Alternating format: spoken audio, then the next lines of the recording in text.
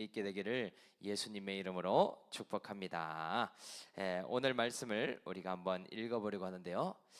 예레미야 30장 12절부터 17절까지의 말씀입니다. 우리가 합독해서요 한번 읽어보도록 하겠습니다. 시작.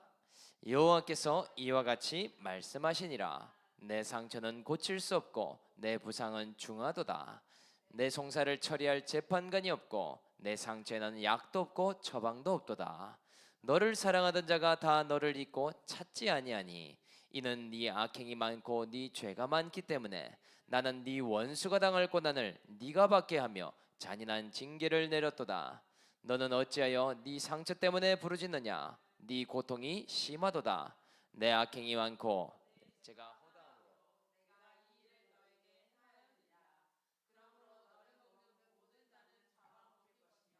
내 모든 대적은 사로잡혀 갈 것이고 너에게서 탈취해 간 자는 탈취를 당할 것이며 너에게서 노략질한 모든 자는 노략물이 되리라.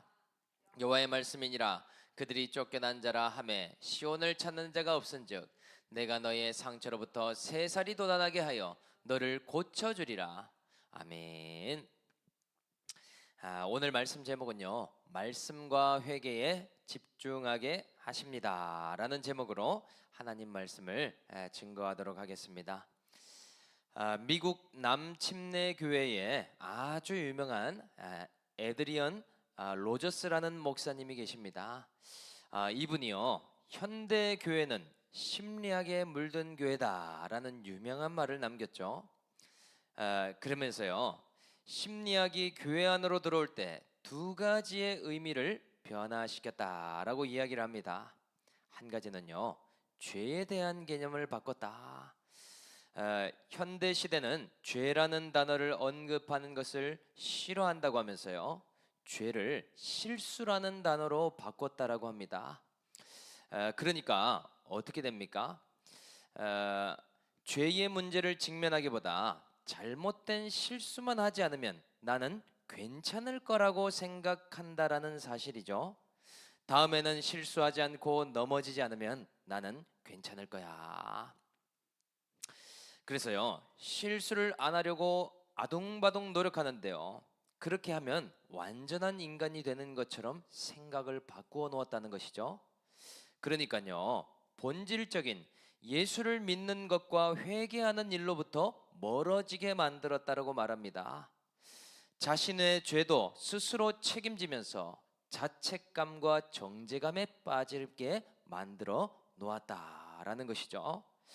그래서요, 해결할 수 없는 악순환의 고리가 여기서부터 시작된다라고 말하고 있습니다.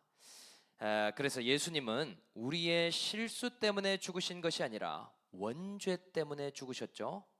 마치 실수 때문에 그런 것처럼 바꾸었다라고 주장하고 있습니다. 그리고 또 다른 한 가지는요, 인간의 악의 개념을 약함과 상처로 바꾸었다라고 말합니다. 인간의 완악함을요, 상처받은 것으로 교묘하게 바꾸어 버렸다는 것이죠.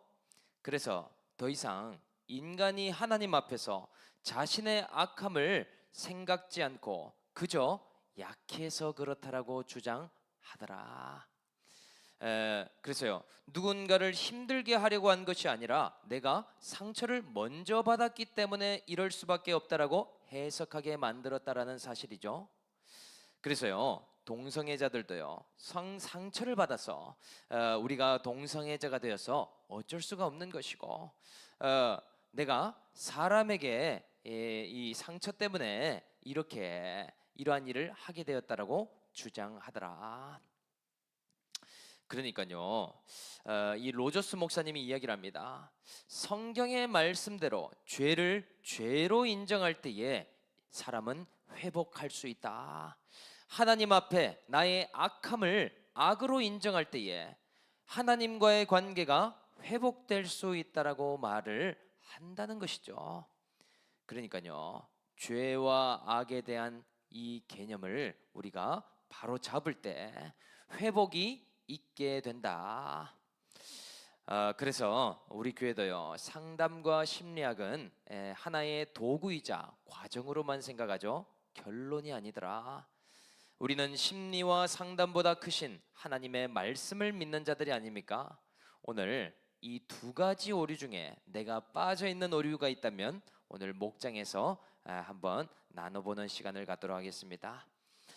그런데 이러한 일들이 현대 교회에만 있는 것이 아니죠. 이미 성경의 역사 속에 이러한 주제가를 부르짖는 주인공이 나오고 있습니다. 그것은요, 상처만 부르짖는 이스라엘이 나오고 있기 때문이더라. 자신의 고통에만 주목하며 상처를 부르짖는 이스라엘을 어떻게 치유할 수 있을까 하는 것이죠. 오늘 큰 질병에 빠진 이스라엘을 어떻게 회복하시고자 하시는지 하나님의 뜻을 한번 살펴보도록 하겠습니다. 그래서 먼저 회복, 치유의 시작 첫째는요, 이 모든 일을 행하신 분이 하나님이심을 알고 나의 죄악을 깨닫는 일이다 입니다. 이 모든 일을 행하신 분이 하나님이심을 알고 나의 죄악을 깨닫는 것이다. 12절과 13절 말씀을 우리가 한번 읽어보겠습니다. 시작. 여호와께서 이와 같이 말씀하시니라. 내 상처는 고칠 수 없고 네 부상은 중하도다. 네 송사를 처리할 재판관이 없고 네 상처는 약도 없고 처방도 없도다. 아멘. 오늘 이스라엘이 어떠한 질병에 걸렸는지를 알려주고 계시죠. 그것을 한마디로 하면은요, 세상에서 고칠 수 없는 난치병에 걸렸다라고 말할 수 있습니다. 한마디로요, 이 병이 어떤 병인지 진단할 수조차 없고 고칠 수 있는 의사도 없더라. 불치병에 해당되는 그런 병이겠죠. 그러니까요, 치료할 수 있거나 고칠 수 있는 약도 구할 수조차 없습니다. 이스라엘 입장에서는요, 이 병이 왜 생겼는지 어떻게 해결해야 될지조차 모르는 것이 아니겠습니까? 그런데 다만 증상이 매우 중하기에 너무나 고통을 받고 있더라. 그래서요, 이스라엘은 지금 어떻게 하고 있다고 말합니까? 15절에 나오는데요, 한 번 더 읽어보도록 하겠습니다. 15절 시작. 너는 어찌하여 네 상처 때문에 부르짖느냐? 네 고통이 심하도다. 네 악행이 많고 네 죄가 허다함으로 내가 이 일을 너에게 행하였느니라. 아멘. 지금 이스라엘이요, 상처 때문에 부르짖고 있다라고 말하죠. 이스라엘의 질병의 위중함보다 더 심각한 부분이 바로 이 부분입니다. 이스라엘이요, 진단을 완전히 거꾸로 하고 있더라는 것이죠. 일단 이 질병이 하나님께로 왔다고는 꿈에도 생각하지 못하고 있습니다. 하나님은 나를 지켜주시기만 하고 축복만 해주시는 분인데 질병을 허락하신다라는 것을 도저히 어찌 생각하겠습니까? 상상조차 안 되는 발상이겠죠. 그리고요, 이 이스라엘의 질병이요, 자신의 죄악 때문에 온 일인데 원인이 상처라고 생각하고 부르짖고 있더라. 그러니까 해석이 이 정도까지밖에 안 되기 때문에 그 결론이 어떻습니까? 하나님, 왜 저에게 이런 고통이 왔습니까? 고통 없애주십시오. 이 고통 때문에 제가 불행합니다. 이렇게 부르짖고 있다라는 것이죠. 또요, 하나님, 저에게 왜 이런 상처가 주어지게 되었습니까? 이 상처 때문에 우리가 고통받고 있습니다. 이 상처를 없애시거나 저를 회복시켜 주십시오. 정말 신기한 일이죠. 주객이 전도가 된 일이 아닙니까? 자다가 남의 다리를 긁는 것처럼요, 엉뚱한 곳에 원인이 있는 것처럼 생각하고 긁고 있더라. 그런데 하나님의 위로는요, 인간의 위로와는 다르죠. 이 질병이 어디서부터 왔고 왜 왔는지를 분명하게 말씀해 주십니다. 이 질병은 놀랍게도요, 하나님께서 직접 허락하신 질병이라고 말씀하십니다. 출처가 하나님 자신인 하나님병에 걸렸다라고 하는 것이죠. 그리고 그 이유는 무엇입니까?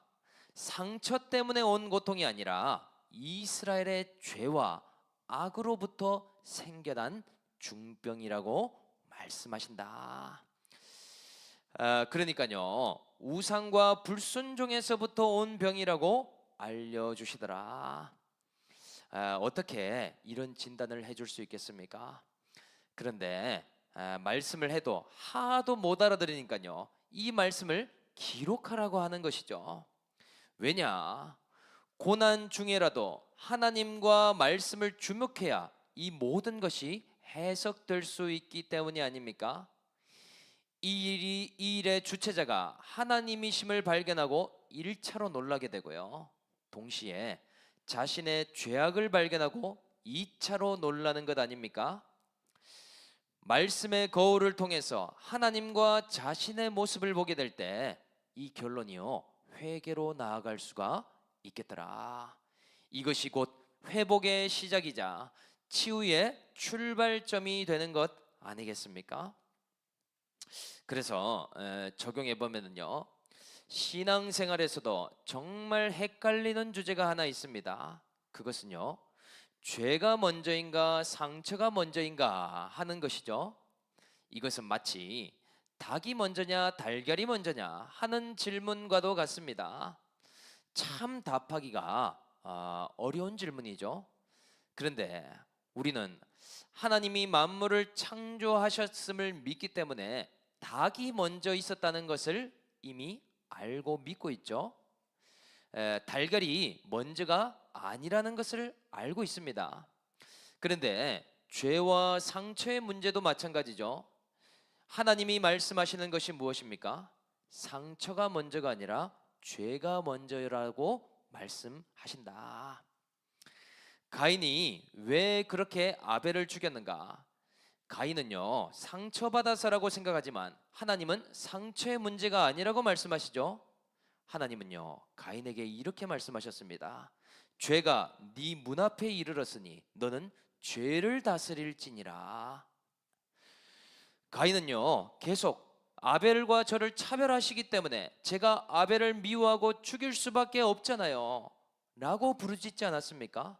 그런데요, 그 이전에 가인아, 너 자신이 나와 멀어졌기 때문에 너 스스로 아벨과 비교했으며 스스로 상처를 받았고 아벨을 죽이기까지 한 일이라고 말씀하지 않습니까? 그러니까요, 정말 하나님의 말씀이 우리의 생각과는 너무나 다르더라.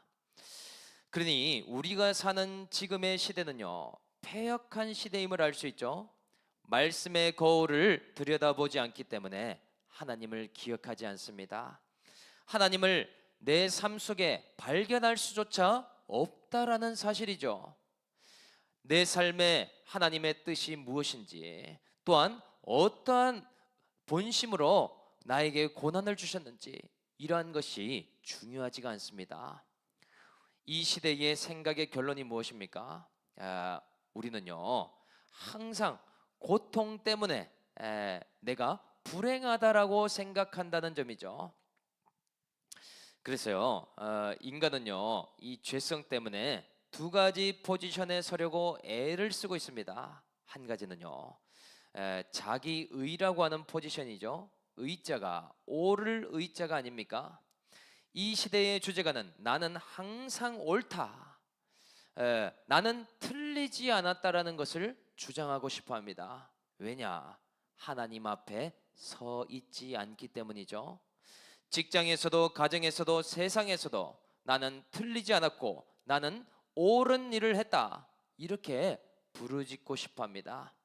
그런데요, 성경에서는요, 의로운 분은 하나님 한 분밖에 없고 예수 그리스도밖에 없다라고 증거하고 있잖아요. 내가 의롭다, 내가 옳다라는 착각 속에 우리가 빠져 있더라. 이럴수록 하나님 앞에 서 봐야 되지 않겠습니까? 100% 오르신 분은요, 하나님밖에 없으시더라. 그리고 또 다른 포지션이 한 가지 있는데요, 바로 피해자 포지션입니다. 우리가 갖고 있는 것은요, 항상 내가 상처받았고 내가 피해를 많이 당했다라고 생각하기 마련이죠. 저 환경 때문에 내가 어렵게 되었고 저 사람 때문에 내가 힘들다라고밖에 생각할 수 없게 되겠죠. 왜냐? 하나님의 뜻을 모르기 때문에.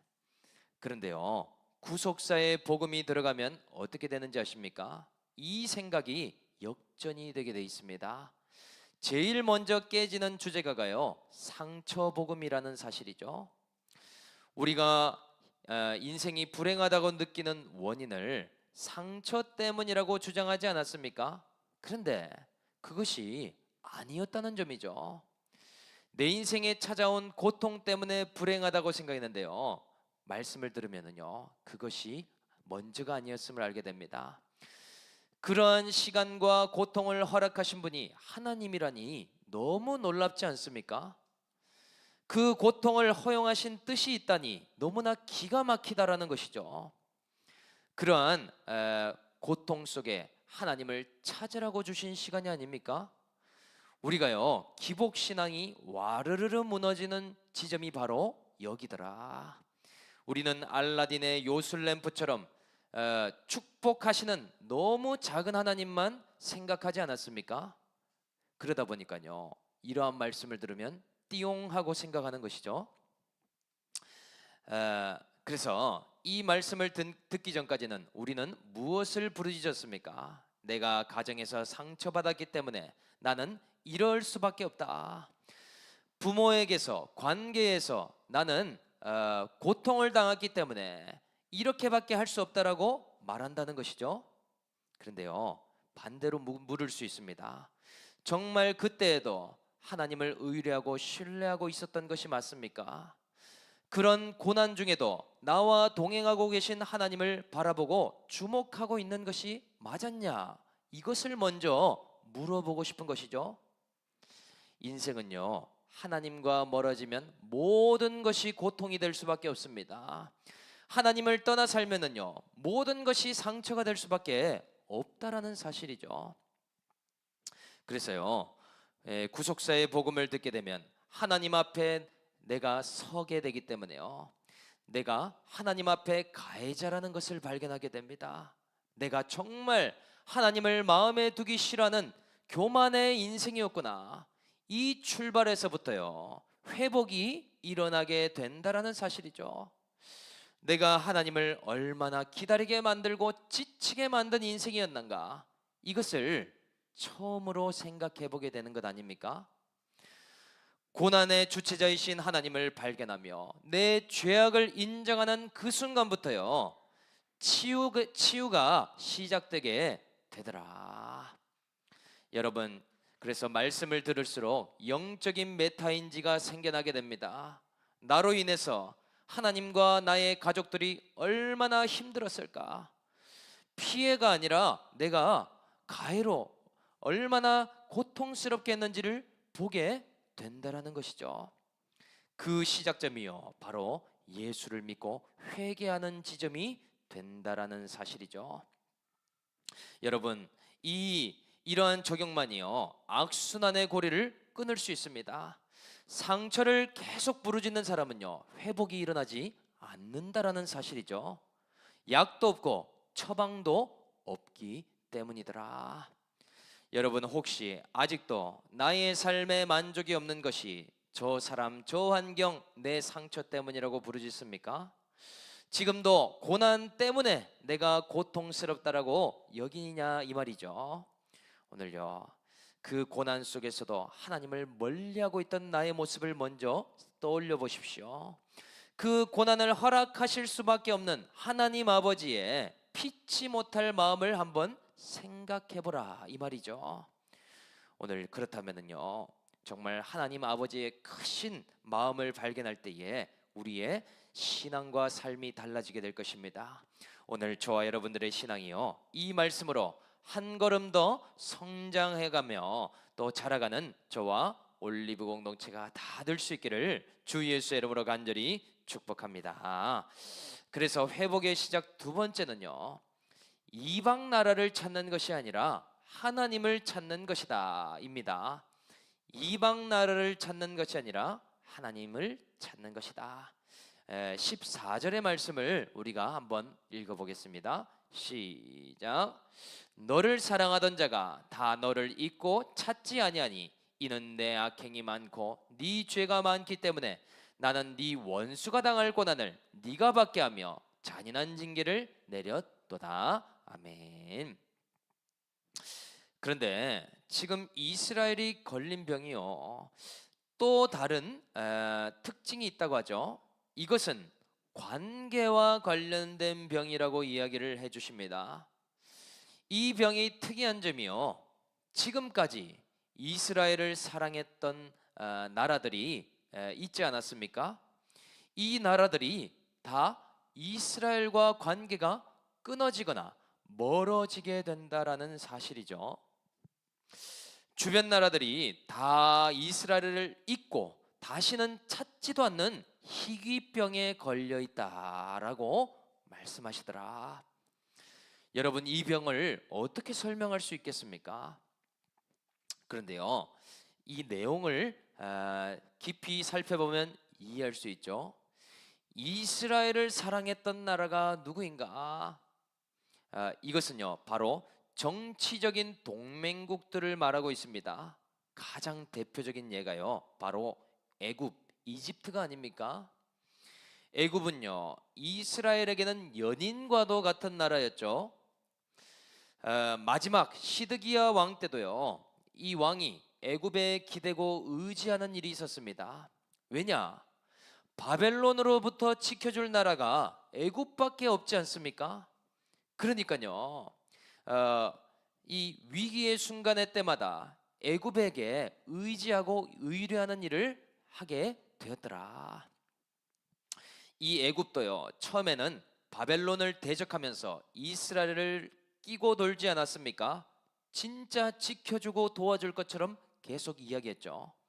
그런데 바벨론의 무서운 위협을 받게 되니까 애굽이 어떻게 됩니까? 군대를 철수시키고요, 이스라엘을 배신하게 되었죠. 동맹국들의 무관심과 냉대를 겪게 되는 희귀한 질병에 걸리게 되었더라. 그 누구도 가까이 하지 않는 이 냉혹한 현실을 맞이하는 이스라엘이죠. 그래서요, 이것이 도대체 무슨 질병인가? 이것 또한 해석을 해주십니다. 이것은요, 이스라엘의 죄와 악행 때문에 온 일이라고 말씀하시죠. 이스라엘이 어떤 큰 악을 행했기에 이렇게까지 하셨는가? 여러분, 이스라엘이 행할 수 있는 가장 큰 악이 무엇인지 아십니까? 가장 의지해야 할 하나님을 버리고 애굽과 이방 나라를 찾고 찾는 모습을 말하고 있죠. 생수의 근원이 되신 하나님을 버린 일과 스스로 웅덩이를 파서 동맹을 맺은 것이 화근이 된 것 아닙니까? 아무리 동맹을 맺고요, 지켜줄 것처럼 해도 터질 웅덩이와 같은 일이 되더라. 그러니까요, 그렇게 많았던 동맹국들 중에 한 명도 도와줄 사람이 없습니다. 아무도 의지하고 기댈 대상이 없어져 버렸다는 것이죠. 그렇게 많던 동맹국들이 아예 이스라엘과 유다를 다 잊은 것처럼 살아가는 것이 아니겠습니까? 그런데 왜 이러한 일이 일어났는지도 알려주시죠. 놀랍게도요, 이 일의 주체자도 하나님이시라고 말씀하고 계시더라. 질투의 하나님께서 이방 나라들과 동맹국들이 다 멀어지도록 만들어 버리셨다라고 하신다는 것이죠. 이 일을 위해서요, 바벨론을 사용한 것뿐 아닙니까? 표면적으로 보면 이방 나라들이 당할 잔인한 징계를 택자 이스라엘에게 내린 것처럼 보이더라. 왜 이렇게까지 하셨습니까? 의지해야 할 애굽이 없어져야 이스라엘이 하나님을 찾을 것 아닙니까? 기댈 만한 동맹국이 없어져야 하나님께 의뢰하고 간구할 수 있지 않겠는가? 그래서요, 또 질문하시는 부분도 있죠. 그렇게 이방 나라를 부르짖고 사니까요. 그러면 아예 이방 나라 속에 들어가서 한번 살아봐라 해서 바벨론 포로로 바벨론 땅에 보내버린 것 아닙니까? 네가 그렇게 하나님을 잊고 살고 떠나서 사는 것이 좋다면 정말 바벨론 속에 한번 들어가서 살아봐라. 하나님을 믿는 사람도 한 사람도 없고 신앙 자체가 없는 곳에 들어가 그들의 통치 아래 있어봐라. 그러면 하나님을 섬기는 것이 얼마나 소중하고 귀한 일인 줄을 알게 될 것이다.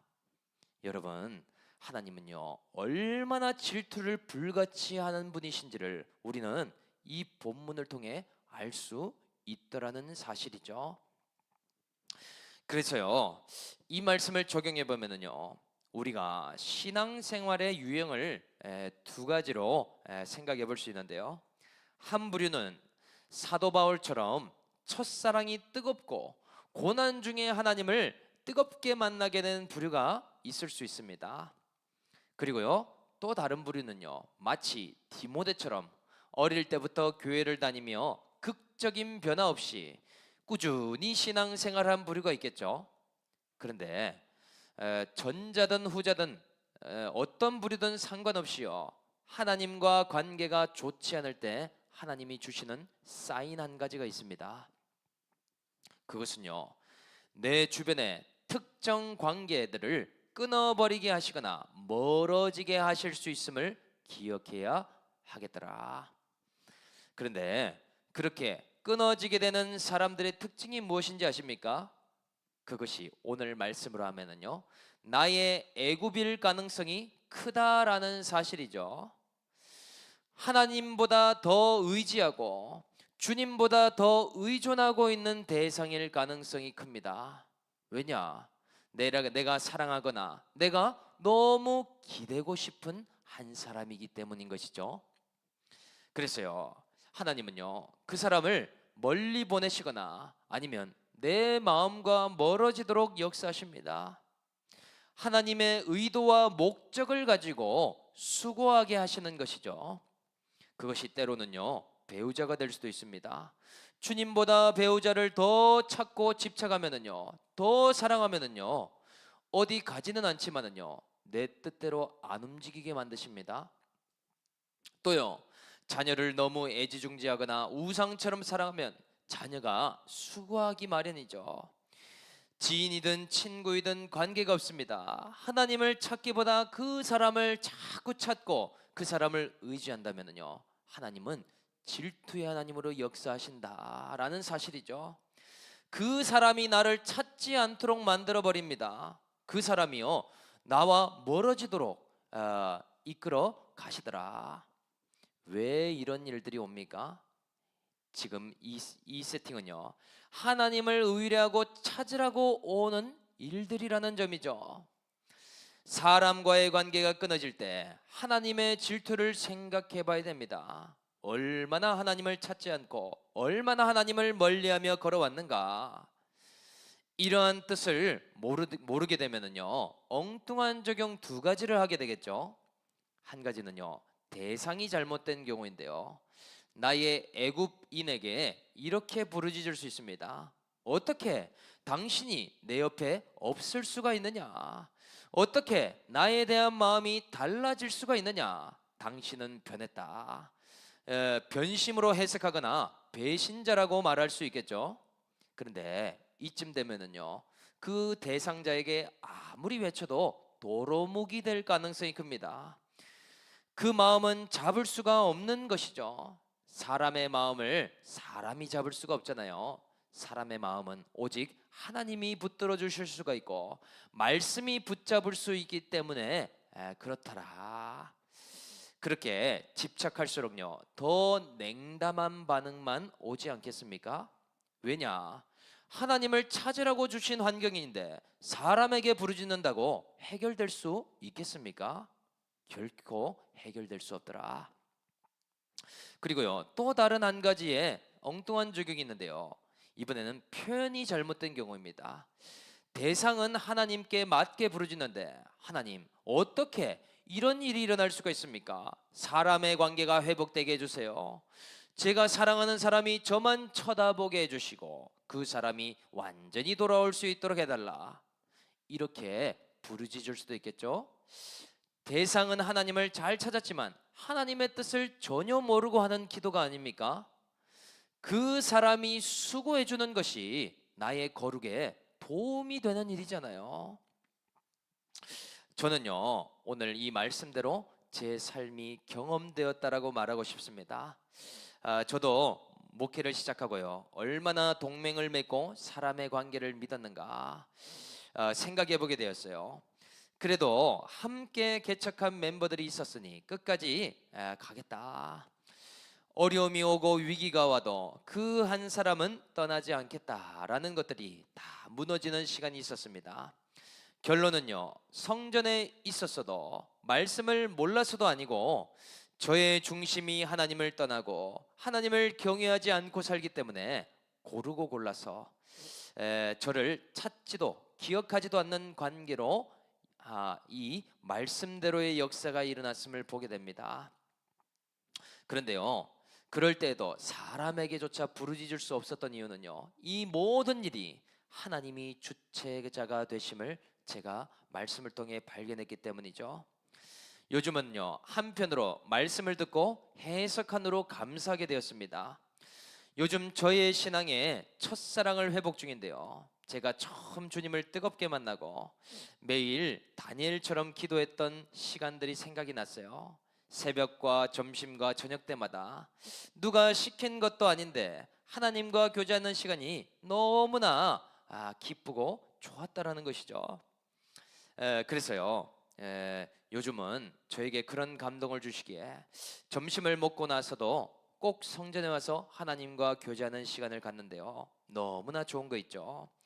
누가 알지 않아도 상관이 없습니다. 하나님이 아시기 때문이죠. 그래서 말씀과 기도에 전무하고 또 하나님과의 관계가 회복될수록 저의 삶도 회복시켜 주시는 하나님을 발견하게 됩니다. 물질도 건강도 관계도 조금 회복시켜 주시고 또 저의 삶에 치유를 허락하신 하나님을 보게 된다라는 것이죠. 그래서요, 제 삶이 슬픔이 기쁨으로 바뀌게 되었고 또한 번성함과 또 존귀함의 축복을 이렇게 받고 있음을 보게 됩니다. 오늘 이것이 저만의 이야기가 아니겠죠. 오늘 저와 여러분들요, 이방 나라를 계속 의지하고 찾고 살아왔다면요, 이제는 하나님을 찾고 우리의 중심으로 어느 곳에 있든 어느 시간이든지 하나님을 또 사모하고 나아갈 수 있는 우리 올리브가 되었어요. 우리 모두가 치유와 회복의 역사를 누릴 수 있는 우리 올리브 교회가 다 될 수 있기를 예수님의 이름으로 간절히 축복합니다. 아멘.